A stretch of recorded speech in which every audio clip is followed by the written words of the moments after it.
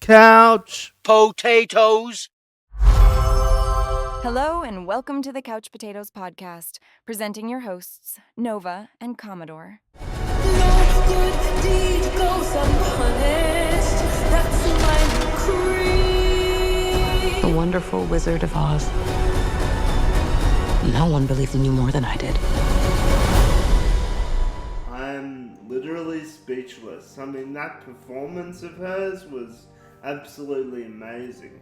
I mean, just to, hear the vocals coming off that opener. Yeah, no, it's always a good piece to listen to, that one, hey?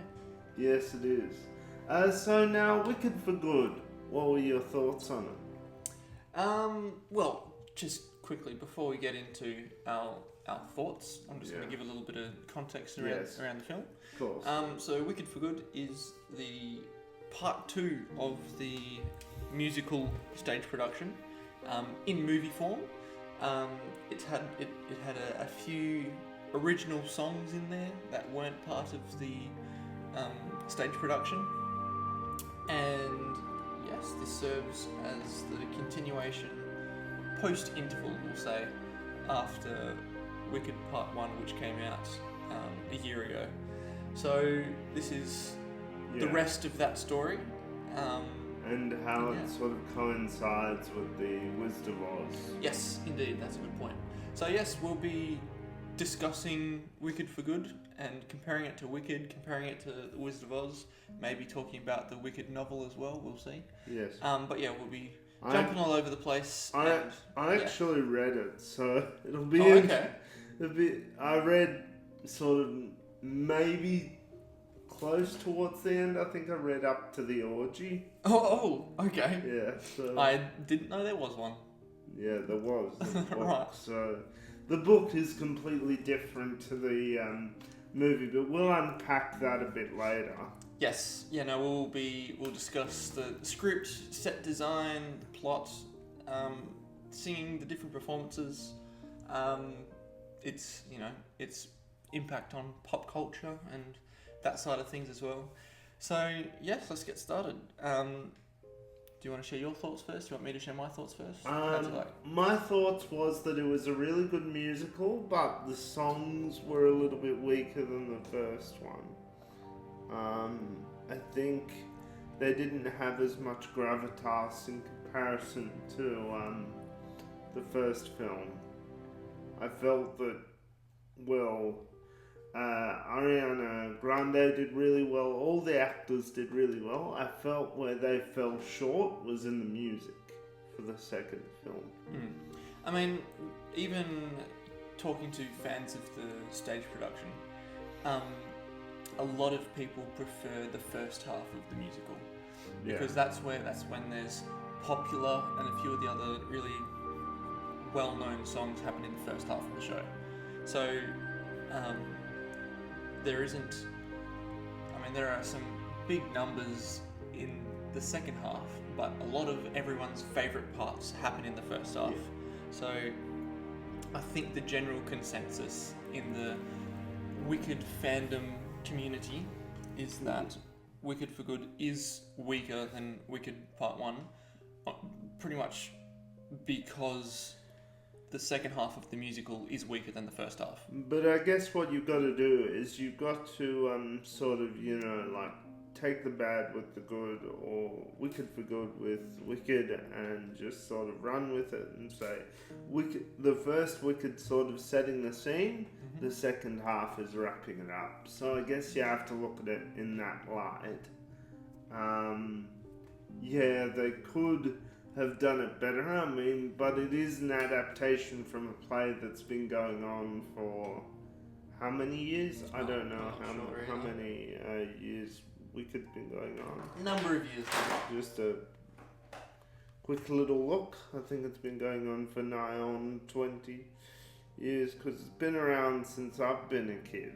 So the stage production at any rate. So it's certainly been going on for a good number of years. Yes, 100%. Looking at the the first movie. I believe the first movie was close to 3 hours, which is a very long first half because the stage production is quite a lot shorter than that. Yeah, it's the sort of thing you'd expect from a fantasy epic. Yes. To go for that long. I mean, just digressing back to our previous podcast, I wasn't expecting Now You See Me Now You Don't to go for the length that it did. Yeah. I mean, it was still only just under 2 hours, so I think the runtime was still reasonable. But yeah, I think a lot of the issues for me in Wicked for Good lie in how it... I mean, it's the same issues that plagued the musical itself, which I have seen. I've seen the musical on stage. Maybe you can elaborate on that and explain to us the differences between the musical and the movie. Yeah, sure. I think the main differences are in the amount of time spent with the characters. So with Wicked Part 1, I believe it was almost a 3-hour movie.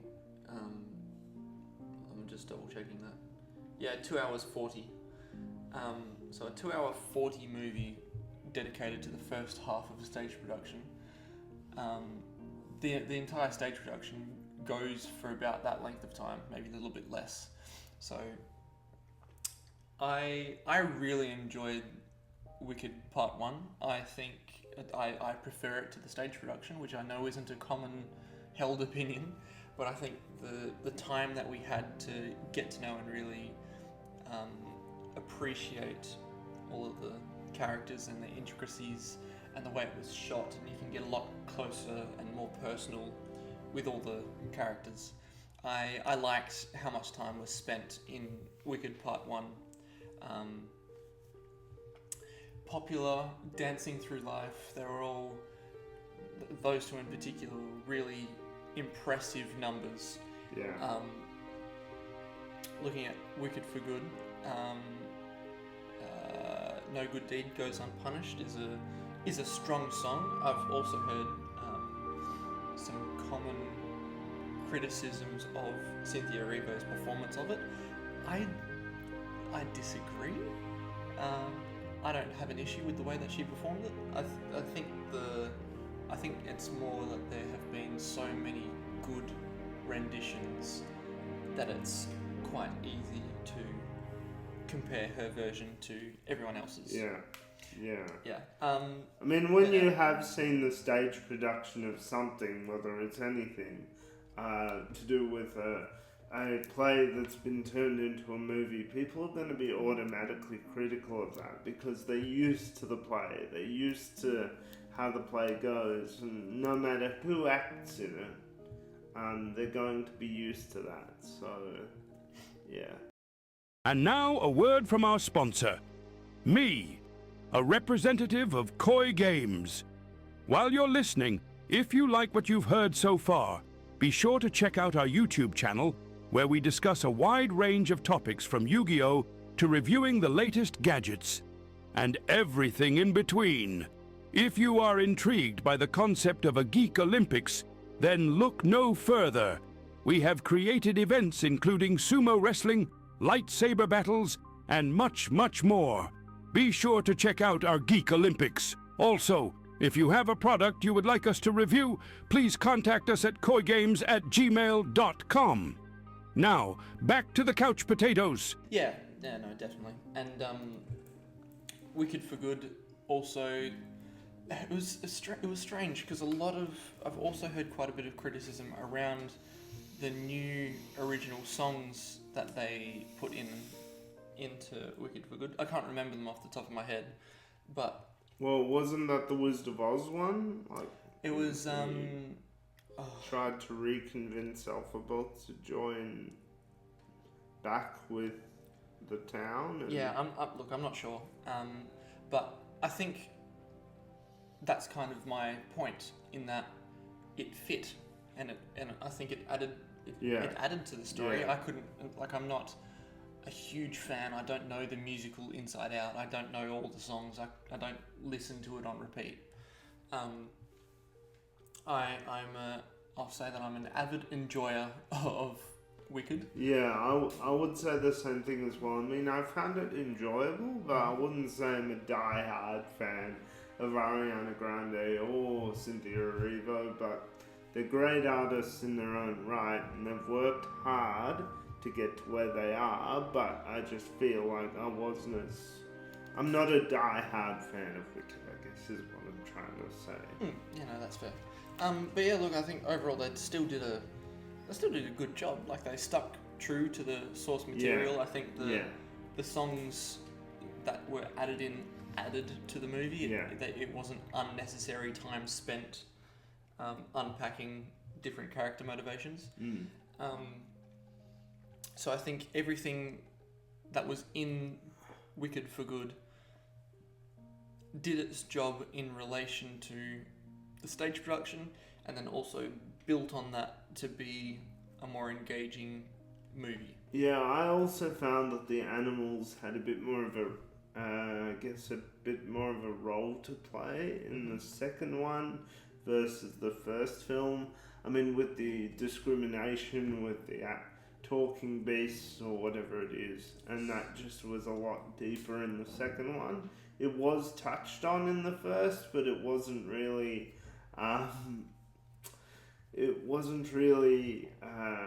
explained in much detail, and that's what the second one delivered, I felt. Yes. I also felt that the plight of the Munchkins, that could be a great little novel right there, the plight of the Munchkins.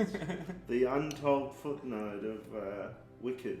Actually, that could be something I could write. Nah, it'd be breaching copyright there. But no, that is a good book title. But the point is that it explained more about their issues, and also how Bok became to be the Tin Man. Mm-hmm. Because you didn't really know he was a Munchkin in the original film. I mean, the thing about the original Wizard of Oz, and I'm going in this direction here, not talking about the Return to Oz or any of the Disney flops or remakes that have gone throughout the years, but the original Wizard of Oz. Mm-hmm. And I think what struck me is that back then, they didn't really have deep backstories for these characters. They were just there, and Dorothy just happened to come upon them. I think that's also part of the beauty of the beauty of Wicked. Yeah, that was the point I was getting to, was that there is a beauty there and there is a charm, and just on that, I think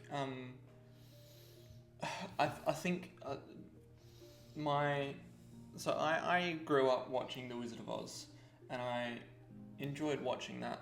I think I mentioned this before in a previous episode, actually, that I hid behind the couch when Dorothy was in the house, and she had gone up in the tornado just because I was scary and I didn't know what was going to happen.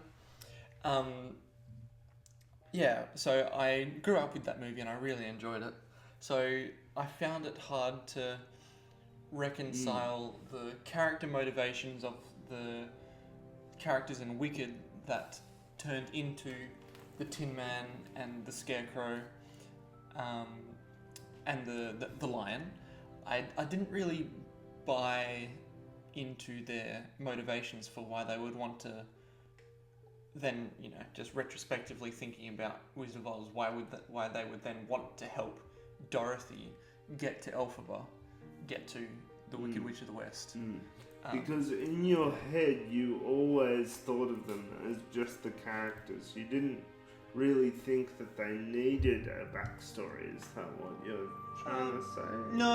It's more that the backstory given in Wicked, I don't think the characters are given enough reason to actually go after the Wicked Witch. No, so maybe the Tin Man, fair enough. Yeah, Tin Man, fair enough. But not the Cowardly Lion. Like, he was freed from a cage. Yeah, Elphaba freed the lion.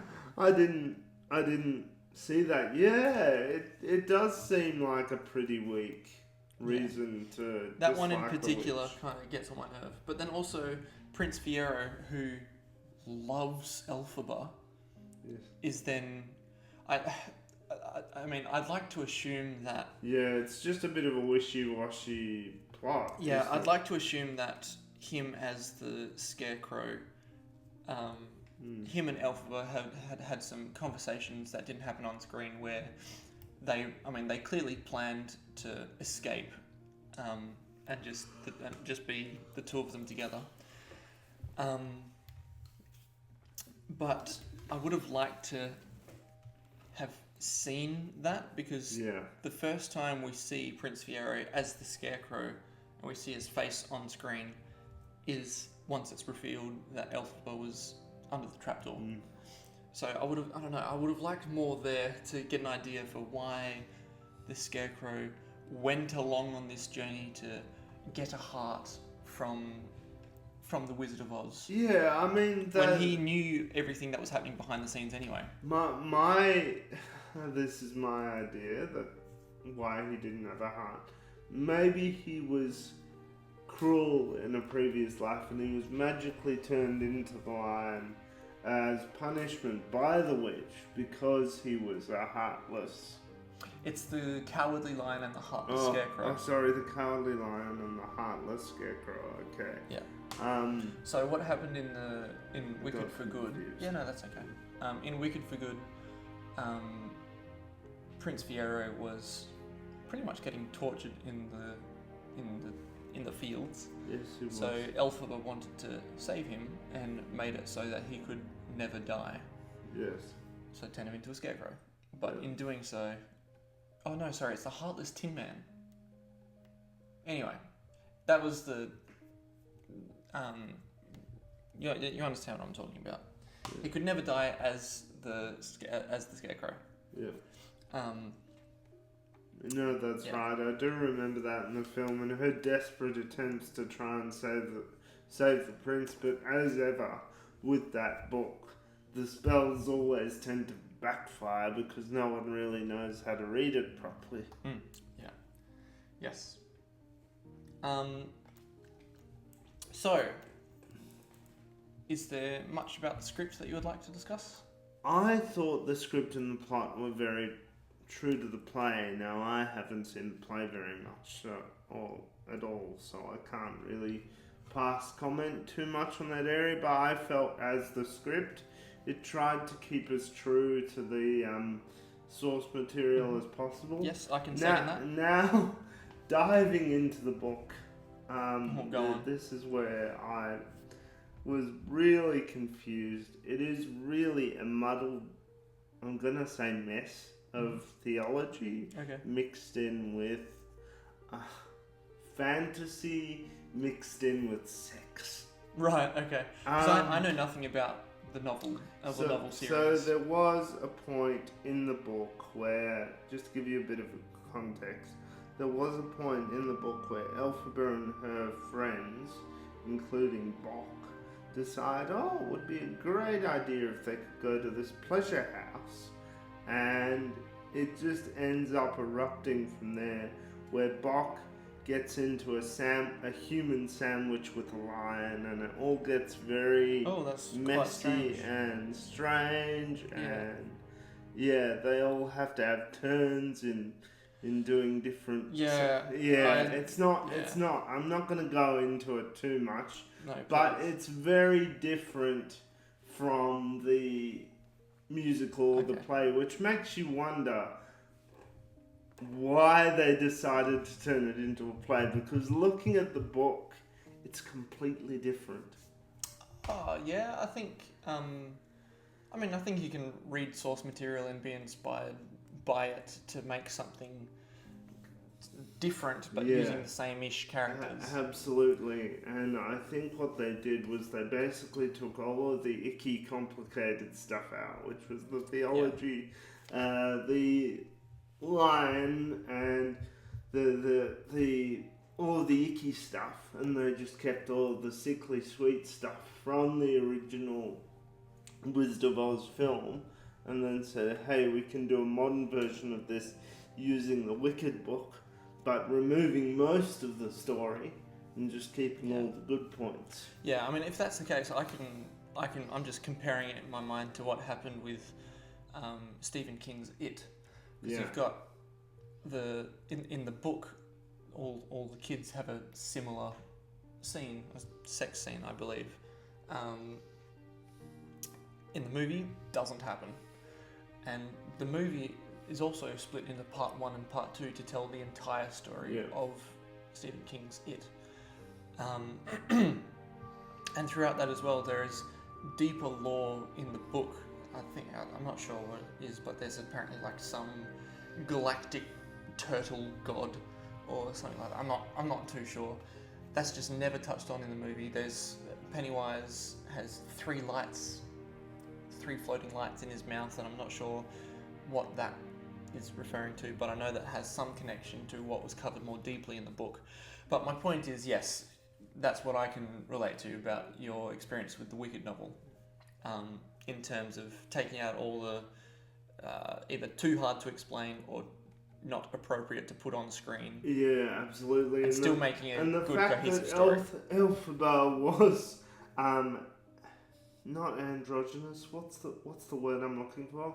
She was a hermaphrodite. So in the book, so she was identified as a hermaphrodite, and she had both male and female genitalia. So that's why she was tall and gangly and different. But that was also the result of the potion. Interesting.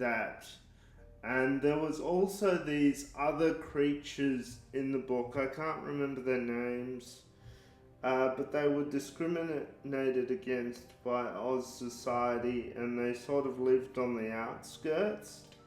And I think Elphaba's mother also had sex with one of them, and then she had sex with the wizard.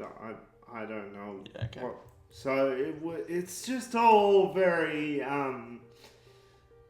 it's just very different. Yeah, sure.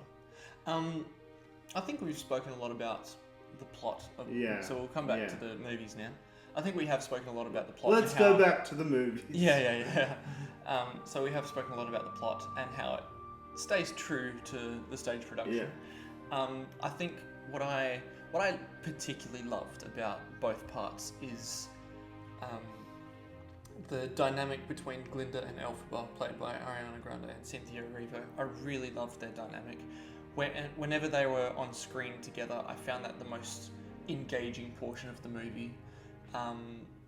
When they're at the dance in part 1, and Glinda has basically tricked Elphaba into wearing her witchy outfit, and then she feels guilty, but then Elphaba just starts dancing on her own. Then Glinda joins in. I actually teared up during that scene. I didn't realise that I was getting that connected to the characters, but I really enjoyed that scene in particular. And whenever they were on screen together in part 2, I felt myself really engaged with that dynamic. Yeah. Yes. That's all I wanted to say on that. Did you have anything else? Want to cover something else? Actually, yeah.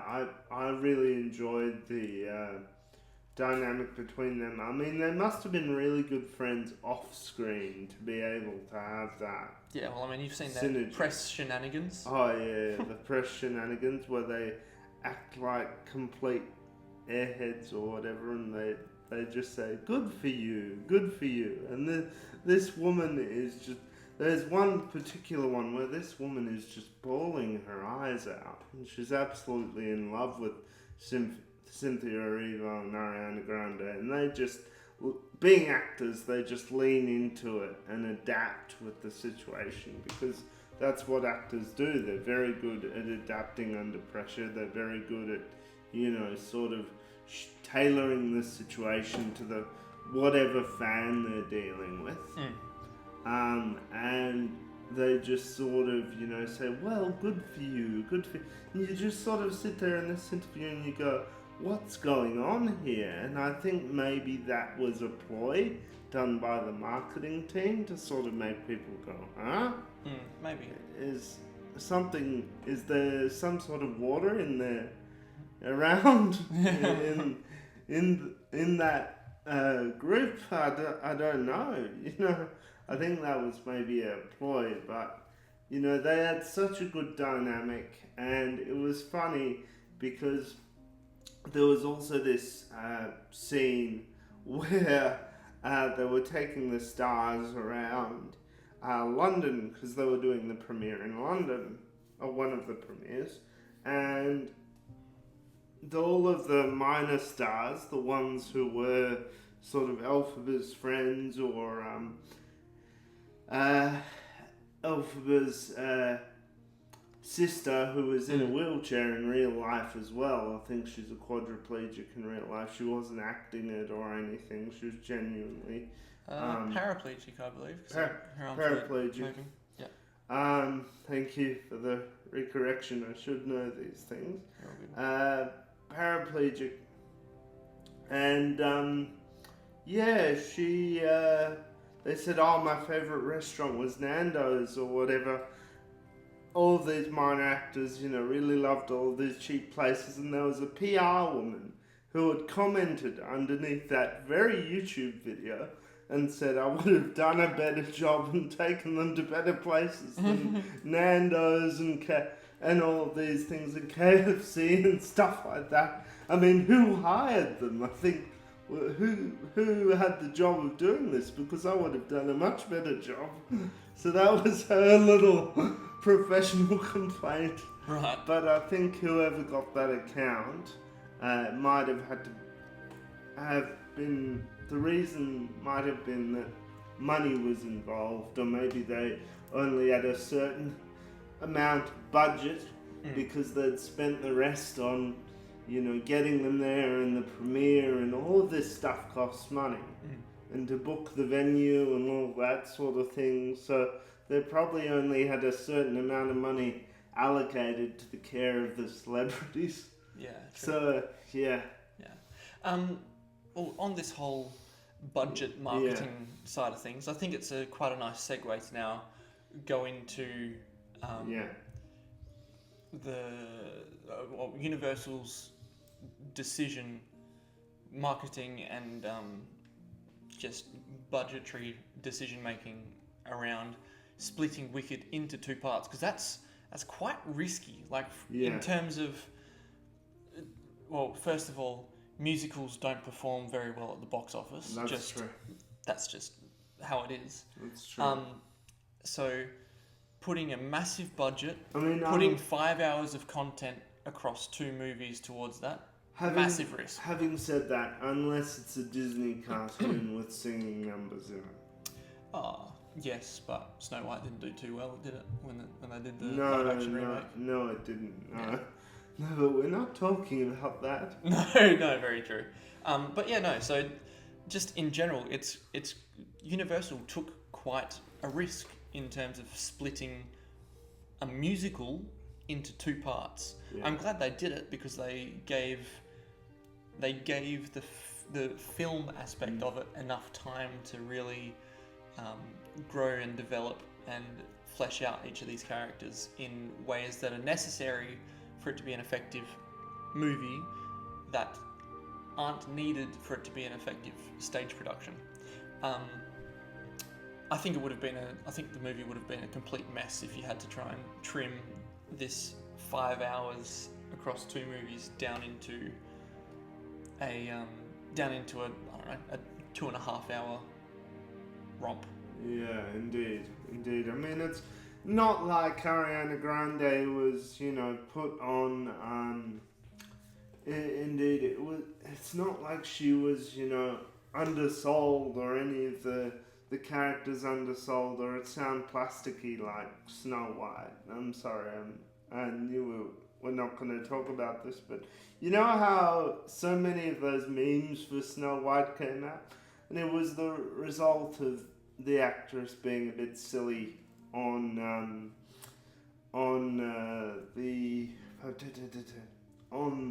social media, and that's why she had such backlash. But the point I'm trying to make here is there was no silliness. You know, no one was making fun of it, even though there could have been a lot of content creators who could have gone to town with Wicked 2 and done a very similar thing with AI, but nobody did.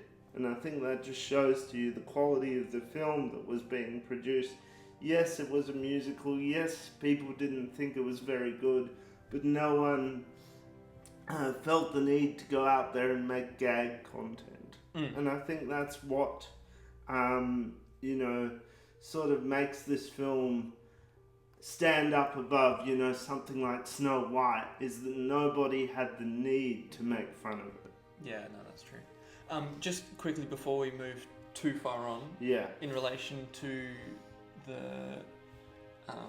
the actress who plays Elphaba's sister, who ends up taking on the moniker Wicked Witch of the East. Really? Well, so about her, the actress Marissa Bode, or Bode, I'm not too sure. She does use a wheelchair, and we were talking about paraplegic versus quadriplegic.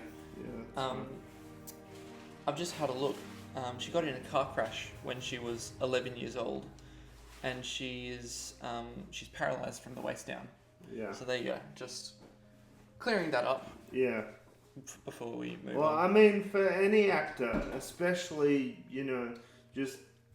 I have cerebral palsy, so that's something only very few people know about me, and close people know about me. But I think, putting myself aside, I think for any actor who is trying to break into Hollywood with a disability, it's so difficult because you are going to get discriminated against with a lot of roles. And, not too many, there won't be too many options out there for you. You might be able to appear in a few TV series, maybe do a couple of appearances on a few episodes, but nothing concrete, nothing as big as this. So I think, could this be Hollywood turning a corner, or could it just be more of the same stuff? And I think it's going to be quite a few years before we see much more diverse people coming out into the fold in Hollywood. But also, in the same breath, I'd say that Hollywood has never been so diverse. Yeah. So I think in general, media and film is moving in a good direction in terms of representation. Yeah, but it's taking its time. That's my point. It's not jumping into it with both feet. It's slowly sort of dipping its toes into it, and I think there needs to be that transition, because that will help society change as well, because pop culture partially controls how society thinks. I wouldn't say it controls 100% of how society thinks, but I would say it controls partial ways of thinking. Yes. Now, so we are kind of talking about the... We are drifting a bit. No. That's good, actually. We are kind of talking about the precedents that this film, these last two films, could set for Hollywood in relation to, well, either casting wheelchair users in wheelchair user roles in film, but also more widely the impact that these two movies could have on Hollywood decisions and pop culture in general. So I'm curious to get your overarching thoughts on all this. I don't know if you've seen this film. It's called Inside I'm Dancing. There's another title for it. James McAvoy plays a character called Rory O'Shea, who is in a wheelchair. He's paralysed from the waist down. I think he was a Duchenne muscular dystrophy individual, and there was another guy called Michael, who also had cerebral palsy. They were both acting out the roles, and they were very good. But I just wonder, in future whether, more of those alternative movies presenting those lifestyles will be represented more. But the issue I have with Hollywood at the moment is they're only really looking at the vanity side of it, so the appearance. So if the person looks cute enough in the wheelchair or is able to do the role or looks appealing enough, that Hollywood will extend that role to that individual, and it doesn't go down to their acting ability minus their disability or their difficulties that might hamper them, like their speech or their lack of, rather having roles that incorporate those elements and and allow them to give them more leg room to be able to reflect who they are. If the director wants that portrayed in their movie, they don't need to get a able-bodied actor to do that. They can just yeah, no, that's fair. I'm gonna go on if I'm but I'm not going to go on. So but you see my point. Like, I mean, Inside I'm Dancing was a great movie, and that's something we're definitely going to do a review on in the future. It's quite old, but it's very good. I loved it.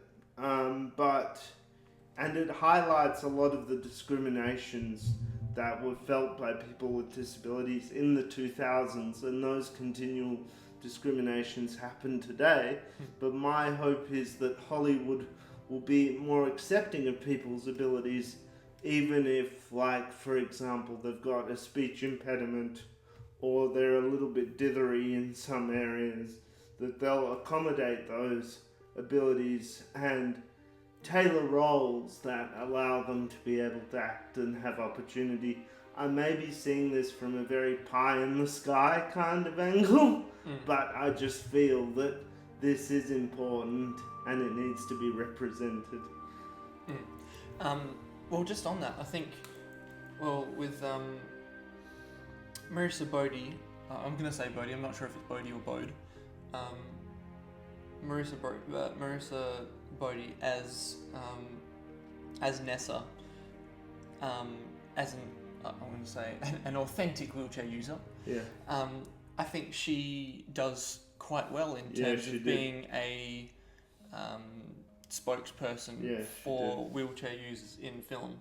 I think someone else who came to mind was Liz Carr, and I haven't seen her in too many things, but she came to mind because she was in a wheelchair and that wasn't part of her character. I thought that was a really good way to introduce representation. In Loki season 2, she played Judge Gamble. Oh yes.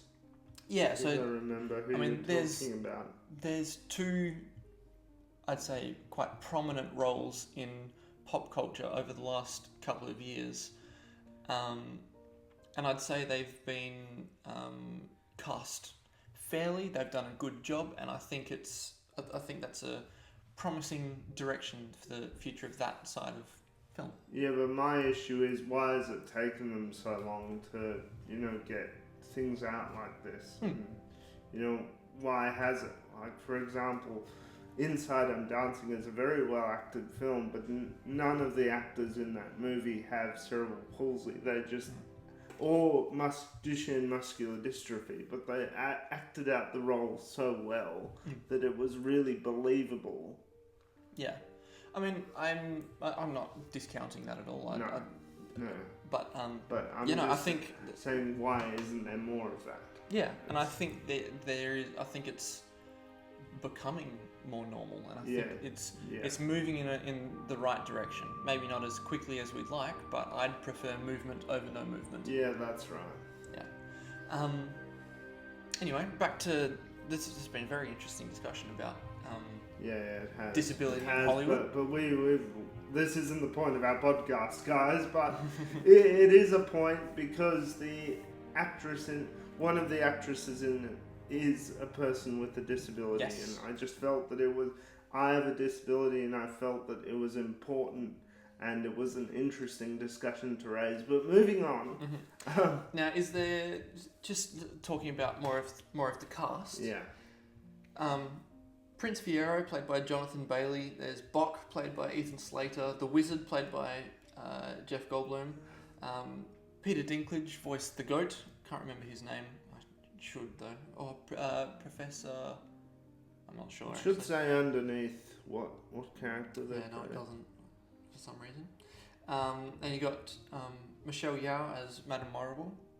Madame Marble, flip it upside down. Yes. Wicked Witch. Yeah. The Wicked Witch. She got actually turned into an auto-tune. Yeah, but then you've also got Common Domingo as the Cowardly Lion, and a few others who are well known. Bowen Yang is an SNL actor, I believe. What's an SNL? Saturday Night Live. Alright. Yeah. So yeah, no, it's a stacked cast. Did you want to talk about any of the supporting characters before we wrap up? I felt Buck was a little bit of a weak character, but I guess that was kind of his feeling in the book as well as in the movie. I mean, he didn't have such a strong presence, but I think he did play the role really well. The same as the goat. I think played by played by Peter Dinklage, who did it really well. And I also liked.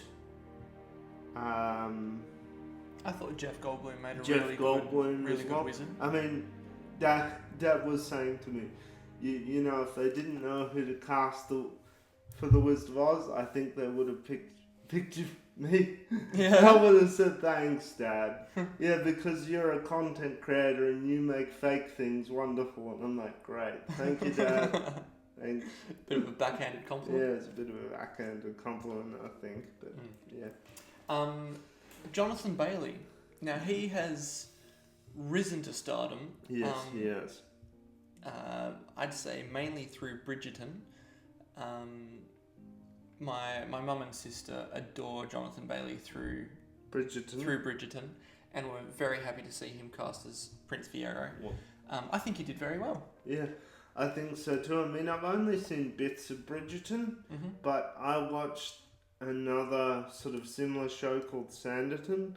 So once I saw Sanditon, I was like, oh, another series that's exactly the same by Netflix called Bridgerton. And I don't think I'm interested in seeing that. So I saw the start of it, but then I kind of turned it off straight away. I was like, this is too gaudy for my taste. But you know, Jonathan Bailey has started to do quite well for himself. He co-starred with Scarlett Johansson in the most recent Jurassic World movie. Oh wow! Okay. Yeah, so he's on his way up. Yeah, that's good. Michelle Yeoh as Madame Marble, thoughts? Look, being a former Bond girl, and I absolutely love Michelle Yeoh. I love her. I think she's great. I think what was funny recently, and I think I mentioned this earlier, was that social media decided in their infinite wisdom that they should make an auto-tune of Michelle Yeoh saying the Wicked Witch. So someone made an auto-tune song of her saying the Wicked Witch, and it was all just very auto-tuney, and you know. But it was, yeah, she did a fantastic job, and as Madame Marvel, and you know, was able to play that pretentious character to a T. And I really liked it.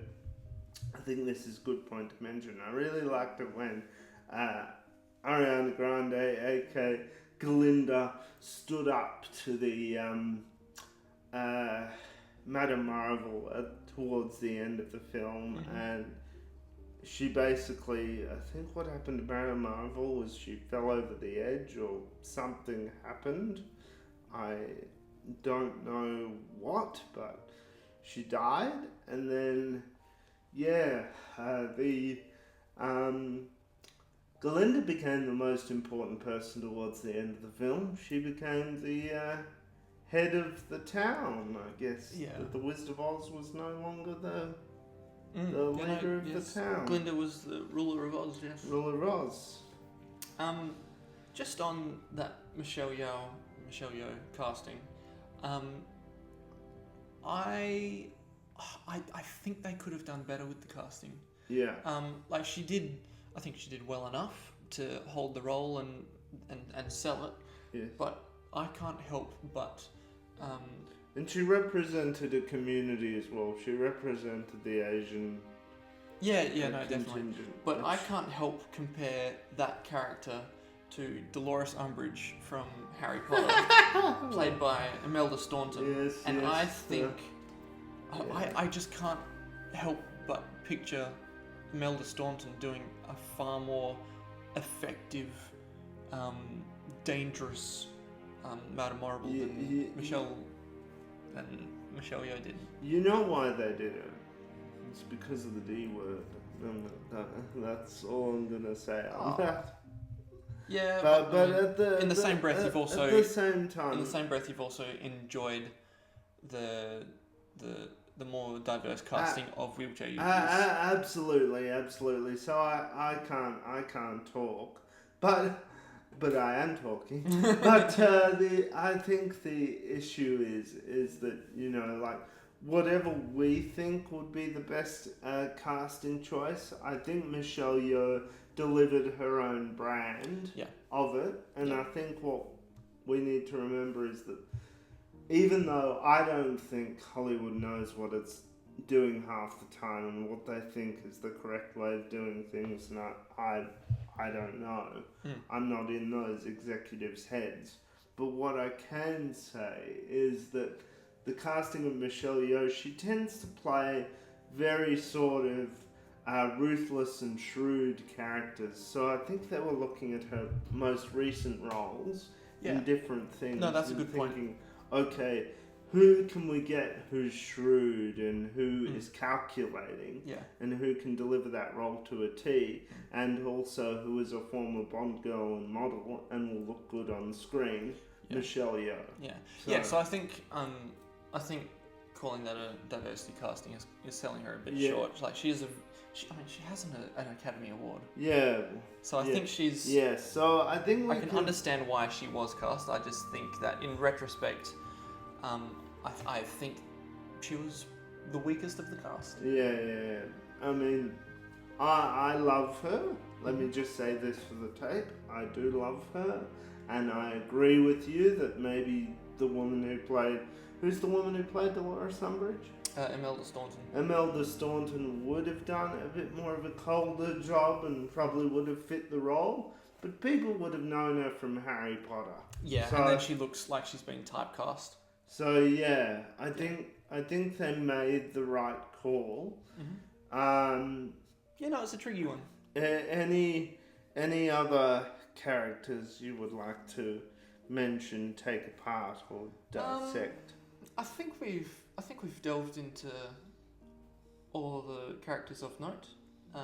Did anyone come up in your I really like Jeff Goldblum's performances. Yes. Now, me being a bit of a Jeff Goldblum fan over the years, and Dad introduced me to this film of his when he was very young. It was about a friend of this group of friends dying, and they all had to spend time in this house where they often went to together.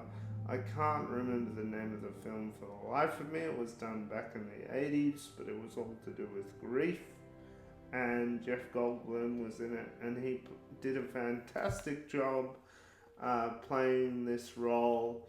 And they were all a bit, no, it wasn't the 80s, it was the 70s, and they were all a bit screwed around in their head. But the point is that they came together, they dealt with the grief, and then they went home.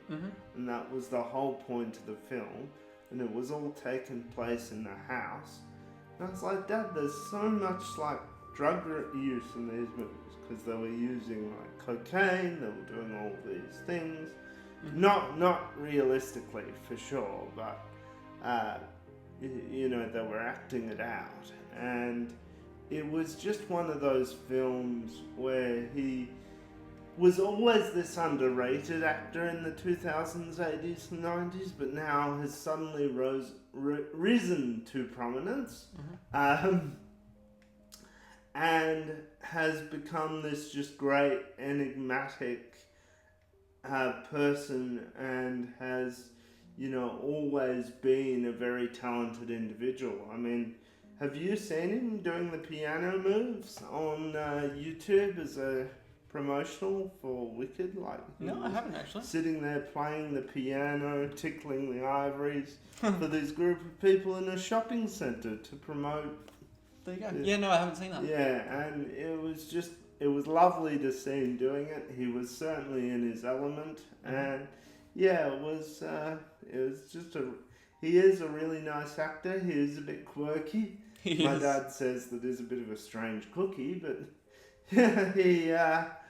I really like him, and I really enjoyed him as the Wizard of Oz, and I thought he delivered that role very well. Yeah, no, I agree. It feels like we're coming to the end of our time. Yeah, it does. It does. Sadly. Overall thoughts and a rating? Overall, I give it a 7 out of 10. I can't really do much more than that, but a 7 out of 10 is what I'll give. What about you? I think I like giving a range. I tend to give a range of a rating, but I'm leaning towards the 6.5 side of a 7 out of 10. Yeah. We'll go with I'll call it a soft 7 out of 10. You know what? We'll go 6.5 out of 10 for Wicked Part 2. Very good. Wicked for Good. So 6 and then 7 out of 10 for me. So I think that's a pretty good rating. Yep, I agree. Would you like to sign off? Yep. Don't forget, guys, to keep gaming on Kooy Style, and we'll see you on the next one. And please don't forget to check out some of my other videos and YouTube stuff. They're a lot of fun. I highly recommend you check out the roast and a couple of our other podcasts, as well as some of our other videos. Yes. Hope you have a great day, guys, and keep gaming on Kooy Style. We hope you've enjoyed this Kooy Games podcast. Please don't forget to like and subscribe to our YouTube channel. Also, please don't forget to follow us on Spotify and on our SoundCloud. Thank you for listening. Couch Potatoes.